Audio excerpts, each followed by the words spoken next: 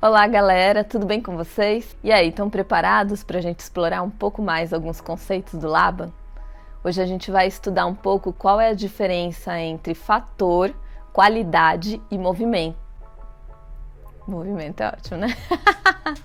Qual a diferença entre fator, qualidade e dinâmica? Que são três conceitos que as pessoas confundem muito. Esses três conceitos, como eles estão relacionados e se conectam, às vezes a gente confunde como utilizá-los. Bom, vamos lá então. Vamos começar com fator. O fator está relacionado a algo que o Laban explorou, que é a expressividade do movimento. Tem alguns estudiosos que gostam de usar o termo fator expressivo, e eu acho ele bem interessante, porque os fatores não falam da movimentação em si, das ações corporais, mas da expressividade que eu dou para essa ação corporal. E aí o Laban vai dizer que existem 4 fatores do movimento, ou seja, 4 formas de se trabalhar essa movimentação. Uma delas está relacionada ao peso, a outra o tempo, uma outra o espaço e por último o fluxo. Então, peso, tempo, espaço e fluxo seriam os 4 fatores expressivos do movimento. Ou seja, eu posso estar executando um movimento e decidir como é que eu quero trabalhar a expressividade desse movimento,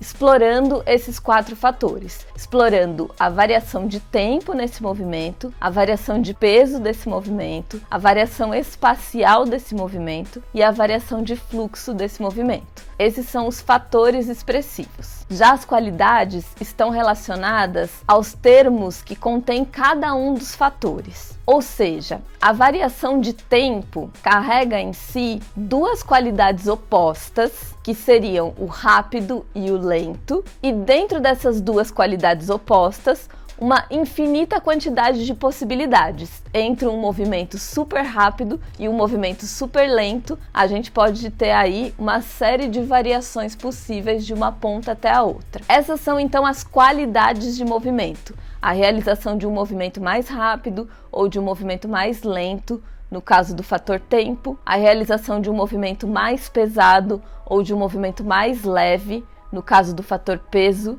a realização de um movimento mais direto, mais retilíneo, ou de um movimento mais arredondado, mais curvilíneo, num fator espacial, por exemplo, ou a realização de um movimento com um fluxo mais controlado ou com um fluxo mais livre dentro do fator fluxo. Essas seriam então as qualidades de movimento, as variações de cada fator. Depois disso, a gente entra na ideia de dinâmica. A dinâmica seria o como combinar essas qualidades. Então, quando eu escolho realizar um movimento que ele é rápido, ele é forte e ele é direto, ele é mais retilíneo, e eu escolho combinar essas 3 qualidades, eu crio então uma dinâmica para esse meu movimento. E essa dinâmica de movimento, por exemplo, de um movimento que é forte, que é rápido e que é direto, o Laban vai dizer que seria um movimento mais socado.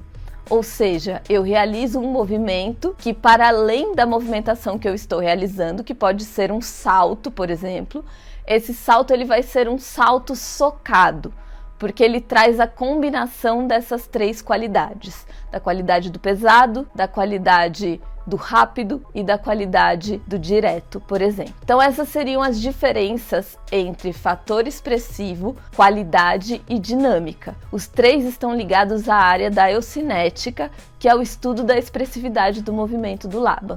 Entretanto, quando a gente fala de fator, a gente está falando dos 4 fatores: peso, tempo, espaço e fluxo. Quando a gente fala de qualidade, a gente está falando dos termos dados às variações de cada um desses fatores. E quando a gente fala de dinâmica, a gente está falando da combinação entre essas qualidades, do encontro de qualidades de fatores diferentes. Isso seria dar uma dinâmica ao movimento. E não tem nada a ver com o termo dinâmica de fazer uma dinâmica, que a gente está acostumado em alguns lugares, né, em algumas propostas educativas, mas a dinâmica seria então a combinação de qualidades para o estudo de um movimento específico. Bom, eu espero que tenha ficado um pouco mais clara a diferença desses conceitos. E se você ainda não sabe direito como utilizar cada um deles, como se utilizar do peso, ou do espaço, ou do fluxo, ou do tempo e as suas variações de qualidade, a gente vai falar sobre isso nos próximos vídeos, tá bom? Então fica atento e até mais!